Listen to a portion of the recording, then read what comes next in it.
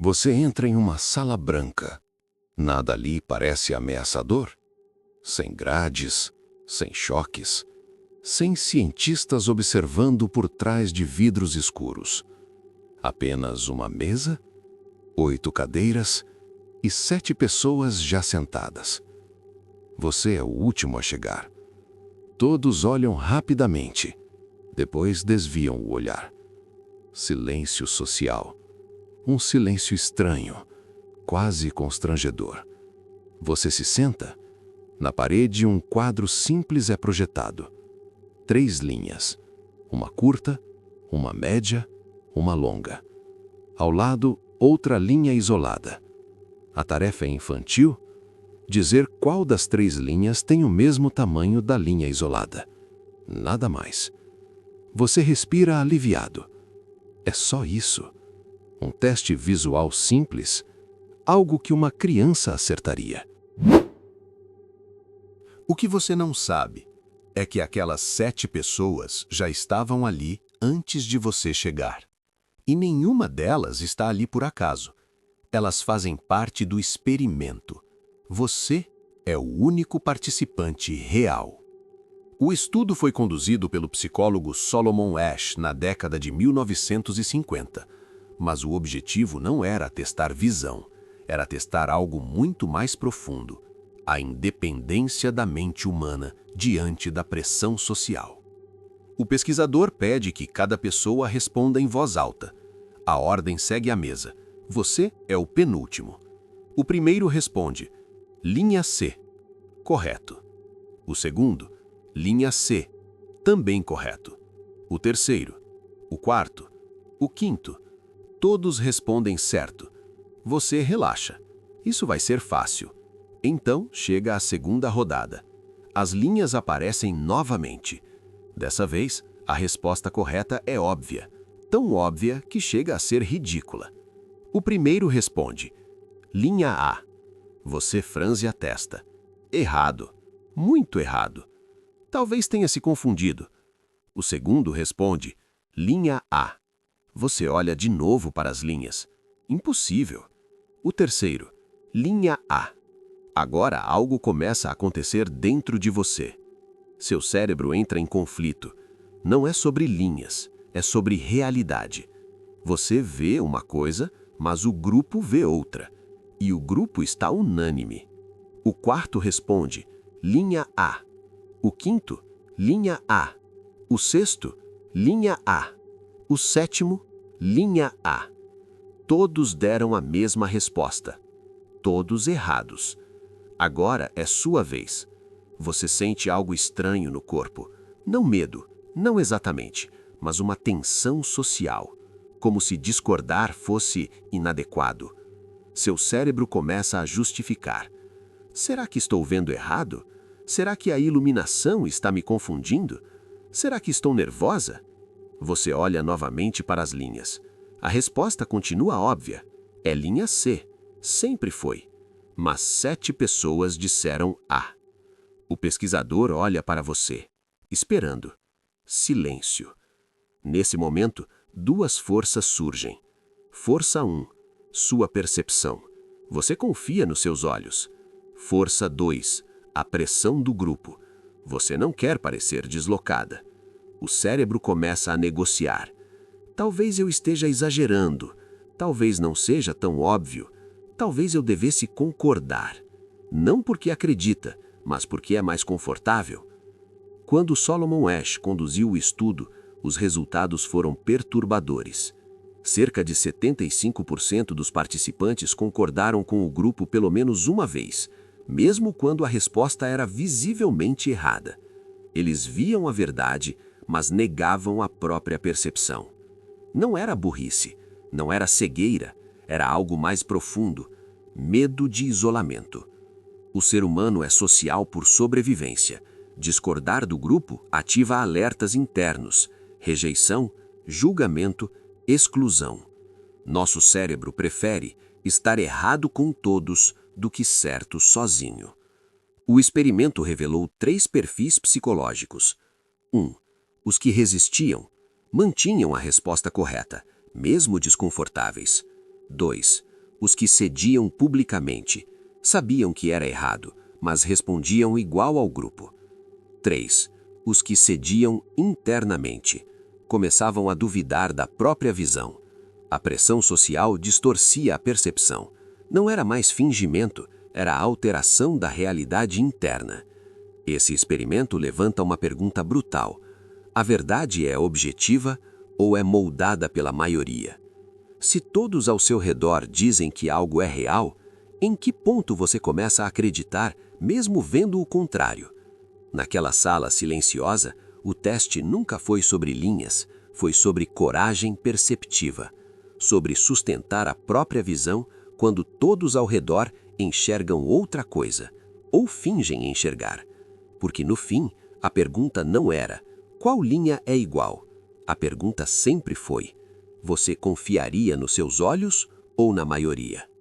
Você ainda está naquela sala, a mesma mesa, as mesmas linhas, as mesmas pessoas. Mas algo mudou. Não no ambiente, em você. A primeira vez que o grupo errou foi um choque. A segunda vez foi desconforto. Na terceira, já não é só estranhamento, é dúvida. Você vê claramente que a resposta correta é linha C, mas todos dizem linha A. De novo, e de novo, e de novo. A unanimidade cria uma força invisível. Não é uma ordem, não é uma ameaça, é um peso social. Seu cérebro começa a fazer algo curioso. Ele não tenta provar que você está certa, ele tenta provar que você pode estar errada. Dentro de você, duas realidades brigam, a realidade visual e a realidade social. E o conflito entre essas duas gera um desconforto psicológico intenso. Esse fenômeno tem nome: dissonância cognitiva. É quando duas crenças incompatíveis coexistem. Eu estou vendo isso, mas todo mundo está dizendo outra coisa. Seu cérebro odeia essa fratura. Ele quer coerência. E muitas vezes, a forma mais fácil de restaurar coerência não é desafiar o grupo, é ajustar a própria percepção. Ninguém te ameaça, ninguém te julga explicitamente, mas existe algo no ar. Você sente que discordar cria tensão. Você sente que o silêncio após sua resposta será mais pesado se você for diferente. O ser humano é biologicamente programado para evitar exclusão. Durante milhares de anos, ser excluído do grupo significava morte. O cérebro antigo ainda opera dentro de você. Ele sussurra: não se destaque, não crie conflito, não se isole. Quando Salomon Asch analisou os dados, descobriu algo inquietante. Cerca de 37% das respostas foram conformistas quando o grupo errava. Ou seja, mais de 1/3 das decisões foram contra a própria percepção. Mas há algo ainda mais profundo. Muitos participantes relataram que, após algumas rodadas, começaram a duvidar genuinamente do que estavam vendo. Não era mais fingimento, era reconstrução da realidade. Ao permanecer em silêncio diante da maioria, sua identidade começa a se dissolver. Não de forma dramática, mas gradualmente. Você para de perguntar: o que eu penso? E começa a perguntar: o que é esperado de mim? Essa transição é pequena, mas é a base de todos os sistemas de massa. Em uma das versões do estudo, algo interessante aconteceu. O grupo estava errado, mas havia um único aliado. Uma única pessoa que também dava a resposta correta. O resultado: a taxa de conformidade despencava drasticamente. Bastava apenas um dissidente. Isso mostra algo poderoso. Não precisamos de maioria para resistir. Precisamos de coragem compartilhada. Quando estamos sozinhos contra todos, ativamos ansiedade social, medo de rejeição, autocrítica exagerada, dúvida perceptiva. Mas quando não estamos sozinhos, a confiança retorna. Isso revela uma verdade inquietante. Nossa convicção, muitas vezes, depende do eco externo. O experimento aconteceu nos anos 50. mas hoje a sala é maior, muito maior. Ela se chama redes sociais, opiniões virais, cancelamentos, tendências. Imagine postar uma opinião impopular. Em minutos, dezenas de comentários discordando, mesmo que você esteja certa. O cérebro reage da mesma forma que naquela sala. Talvez eu esteja exagerando, talvez eu tenha entendido errado, talvez seja melhor apagar. A conformidade digital é a versão moderna do experimento. Só que agora o grupo não tem 7 pessoas, tem milhares. Quando algo é repetido muitas vezes, começa a parecer verdadeiro. Não porque seja, mas porque é socialmente validado. Essa é a raiz de movimentos de massa, narrativas políticas, bolhas ideológicas, cancelamentos coletivos. O medo não é estar errado, é estar sozinho. Voltemos à sala. Última rodada. As linhas aparecem. A resposta é absurdamente óbvia. O grupo responde errado, unânime. O pesquisador olha para você. Você respira fundo. Seu coração acelera. E nesse instante, você percebe. A decisão não é sobre linhas, é sobre identidade. Você diz, linha C. Silêncio. Pequeno, pesado, mas libertador. Ou você diz, linha A, e o desconforto desaparece, mas algo dentro de você se fragmenta. O experimento da conformidade não revelou fraqueza, revelou humanidade. Revelou que o desejo de pertencimento pode ser mais forte do que a verdade. E talvez a pergunta mais perturbadora não seja, você cederia? Mas sim, quantas vezes você já cedeu sem perceber? Existe um momento silencioso que quase ninguém percebe. Ele não acontece quando você discorda. Acontece antes, no exato instante em que você percebe que está sozinha. É ali que começa a batalha real. Não é mais sobre linhas, é sobre pertencimento. Ser parte de um grupo é confortável. O grupo valida, o grupo protege, o grupo confirma que você está segura. Mas discordar rompe essa proteção invisível. Quando você diz algo que ninguém mais diz, você sente micro-reações. Olhares rápidos, silêncios sutis, mudanças de expressão, risos contidos. Nada explícito, mas o cérebro interpreta como rejeição. E rejeição ativa a mesma área neural da dor física. Discordar dói, literalmente. Existe um tipo de coragem pouco falado. Não é coragem de enfrentar perigo, é coragem de confiar nos próprios olhos. É dizer, eu sei o que estou vendo, mesmo quando todos dizem o contrário. Essa coragem não é barulhenta, ela é solitária. Porque enxergar diferente quase sempre significa caminhar sozinha por um tempo. Pense em situações fora do laboratório. Uma opinião impopular numa roda de amigos, uma injustiça ignorada no trabalho, um comentário preconceituoso que ninguém confrontou, uma narrativa viral que parecia errada. Quantas vezes você percebeu algo e escolheu silêncio? Não por covardia, mas por desgaste social. Porque às vezes discordar custa energia social demais. Hoje o experimento nunca termina. Ele acontece todos os dias, no feed, nos comentários, nos trending topics.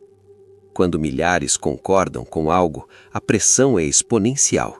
Mesmo que você discorde, você hesita, porque a mente calcula. Vale o desgaste? Vale o ataque? Vale o isolamento?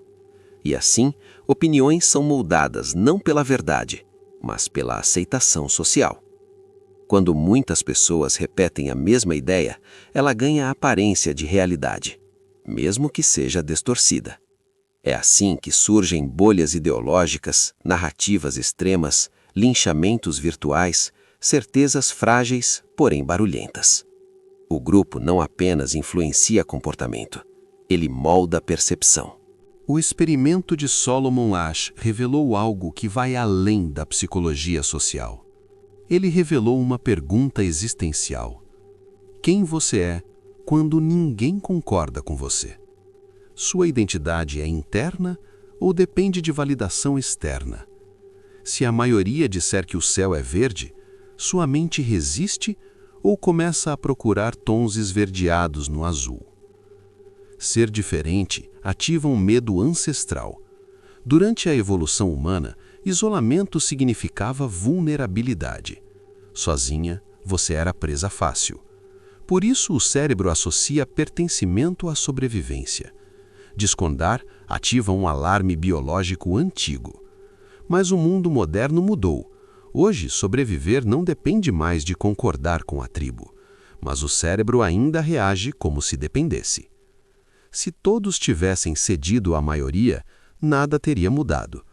Pense em figuras históricas que desafiaram consensos, cientistas que contrariaram verdades aceitas, ativistas que enfrentaram normas sociais, filósofos que questionaram sistemas inteiros.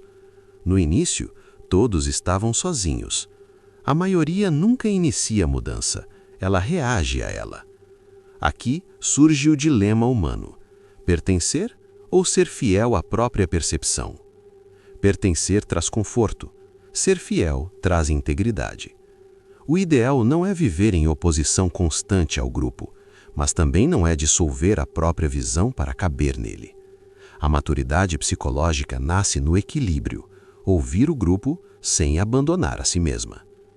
Existe algo ainda mais perigoso que concordar com o erro, é não discordar dele. Quando pessoas que enxergam a verdade se calam, a ilusão ganha força. No experimento, bastava um aliado para quebrar a conformidade. No mundo real também. Uma voz muda o ambiente. 2 criam coragem coletiva. Imagine novamente a sala. Última pergunta. O grupo erra. Você sabe a resposta. O silêncio paira, e naquele segundo você percebe. Não é sobre acertar, é sobre quem você escolhe ser. Você pode caber ou permanecer inteira. O experimento da conformidade não provou que somos fracos, provou que somos sociais, mas também revelou algo poderoso. A percepção individual é a última fronteira da autonomia humana. Quando você terceiriza seus olhos, você terceiriza sua identidade. E talvez a pergunta que fique não seja: você confiaria nos seus olhos ou na maioria? Mas sim, quantas verdades você já abandonou para não caminhar sozinha? Se esse experimento te fez refletir, os próximos vão ainda mais fundo na mente humana. Porque entender o comportamento coletivo é entender as forças invisíveis que moldam o mundo e você dentro dele. Nos vemos no próximo mergulho.